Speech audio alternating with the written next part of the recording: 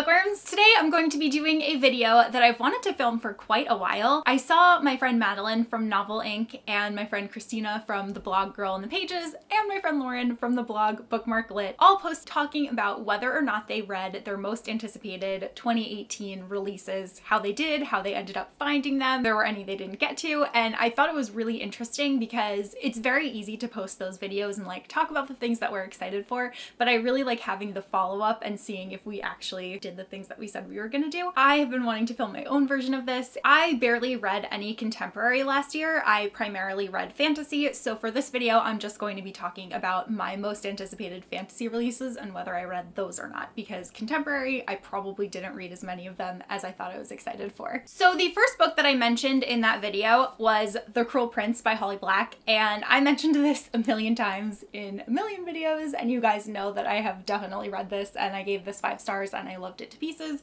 so I don't really think we need to say much more about this one. The next book that I talked about was Unearthed by Amie Kaufman and Meagan Spooner, and this portion of the video is actually a paid promotion by Disney Book Group because the second book, Undying by Amie Kaufman and Meagan Spooner, is coming out today, January 22nd, so you're able to buy it in bookstores right now. But this is actually the conclusion to the Unearthed duology, so that is a really nice thing that you can actually binge both of these books and have a completed series finished. I read Unearthed. It was one of the first few books that I read in 2018 and I really enjoyed it. It kind of reminded me of like Legends of the Hidden Temple, if you're familiar with that show when it was on Nickelodeon. My brother and I used to watch that all the time. So pretty much what happens in Unearthed is it follows 2 characters, Mia and Jules. Jules is a scholar and he ends up on this planet Gaia for purely scholarly and intellectual reasons, and while he's there he runs into Amelia, or Mia, and she's actually a scavenger, so she's just the kind of person that he's trying to avoid. The planet that they're on is called Gaia, and it is a long extinct planet, or so Earth believes, until one day when they intercept a message from Gaia, and that is how the 2 of them find themselves on this planet. They're trying to figure out what on earth is going on. Jules and Mia both end up finding themselves in a situation where they have to work together despite having very different motivations for why they're on Gaia in the first place, and navigate all of the trials and through all of the temples and uncode like all of these secret messages in order to get to the final place and figure out what this message means. But while they're doing that, they're still being hunted by scavengers. But it turns out that the more that Jules and Mia learn about the Undying, the more that they feel like their presence is not necessarily an accident, and there is a crazy ending that happens. And as soon as I finished reading Unearthed, I was like,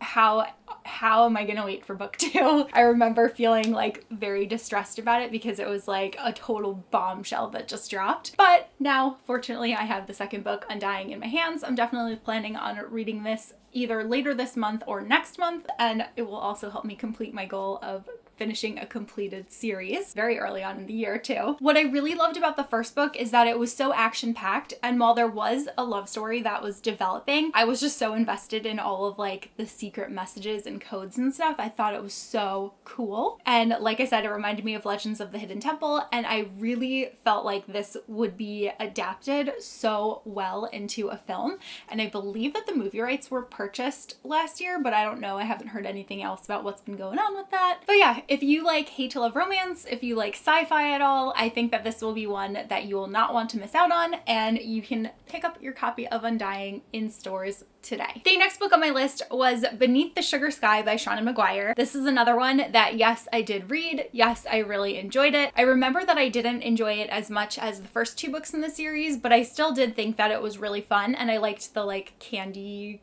kind of world that they ended up in. I thought it was really cool. And now I'm very much anticipating the next book, In an Absent Dream. The next book on my list is one that I made a mistake. I don't know how it ended up on this list, but it's Truly Devious by Maureen Johnson. This is actually more of a mystery thriller. I have no idea how I made this mistake and had it end up on my most anticipated fantasy list, but I did in fact read it, and I thought that it was really cool, and there definitely is a very big mystery going on in that book. I'm also really looking forward to that second book, The Vanishing Stair, which I believe comes out like very, very soon. But that one was cool too because I wasn't expecting it to have so many flashbacks to the past when the original murder happened at this like prestigious school. I thought that it was really good and looking forward to continuing with that series. Next on my list was The Hazelwood by Melissa Albert, and yes, I read this. This ended up being one of my favorite books of the year as well. I really, really, really loved this. It ended up being very different than I was expecting. It's a fairy tale, but a lot of the story takes place in modern day New York. I really liked our main character. I know a lot of other people didn't find her very likable, but I thought she was very interesting. And her grandmother wrote this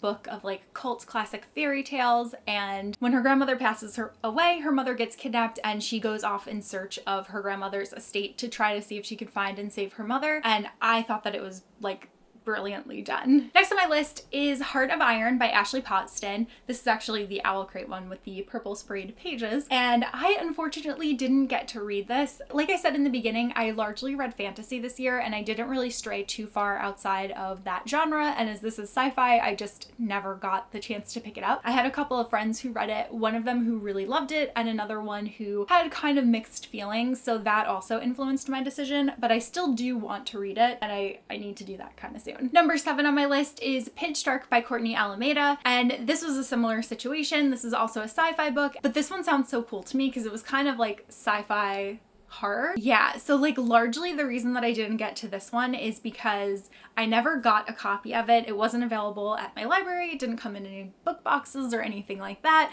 So I just never got my hands on a copy of it. And now I'm actually curious if it has like any kind of resemblance to Night Flyers by George R.R. Martin. I don't know if you've been watching that sci-fi show, but I went to the premiere at New York Comic Con and I thought it was really interesting. So now I'm even more interested in this one. But yeah, I did not read it in 2018. Number 8 on my list was The Bells by Danielle Clayton. And this book I really ended up loving. I thought it was so much fun and it was so much better than I was expecting it to be. And everything was just so like over the top and awesome. It was like as if I was reading a book set in the capital in Hunger Games. The main character Camille was really fun to follow. The queen in the castle is pretty ruthless, and I'm definitely interested in seeing where the story goes. I can't wait to pick up The Everlasting Rose when that one comes out. But yeah, I ended up really loving this one, and I loved like there were like lots of teacup animals, and there was so many times that they were just eating like macaroons, and everyone had like giant dresses, and it just sounded so like beautiful, and I would love to see this like visually. Next on my list is Daughter of the Siren Queen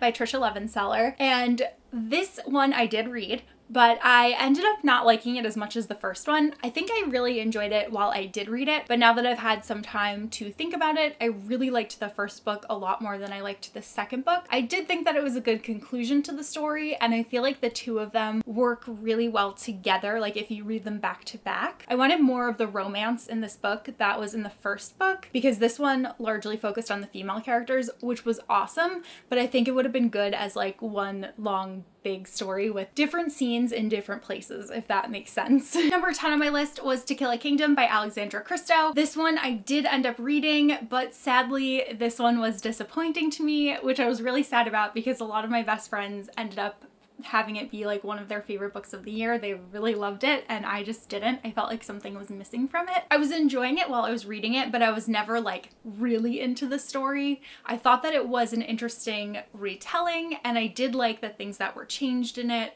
but it just didn't grip me the way that I was expecting it to, but I did read it. And then finally, the last book on my list, which is right here, is The Wicked Deep by Shea Earnshaw. That one I ended up reading and I really loved it. I thought that the atmosphere in it was just so incredible. I really wanted to visit that seaside town. While there definitely were like predictable elements to the story, I still really enjoyed it. Not so much for the characters, but just because I loved the setting so much and it really made me feel like I was there. Also read that one. All right, so let's count and see how I did. So out of the 11 books that I had on my list of most anticipated fantasy and sci-fi reads, I read 9 of them, which I think is really good. And I do think it's funny that the 2 books that I didn't read were both sci-fi, because like I said, it was just such a fantasy year for me and I'm planning on changing that this year. I've already been doing a great job of that in January. I can't wait to share my wrap up with you guys. So don't forget, if you have not yet read Unearthed, I highly recommend doing so because I really enjoyed that book, and now you can pick up the second book, Undying, which is currently in stores, and you can binge the two of them and have a completed series underneath your belt right in the beginning of the new year. Let me know how you guys did, if you read your most anticipated fantasy books of the year or just anticipated books in general. I always think it's fun to look back and hold yourself accountable and see like what you actually accomplished versus what you had planned on accomplishing. Let me know in the comments below, and I will see you guys soon in a new video. Bye!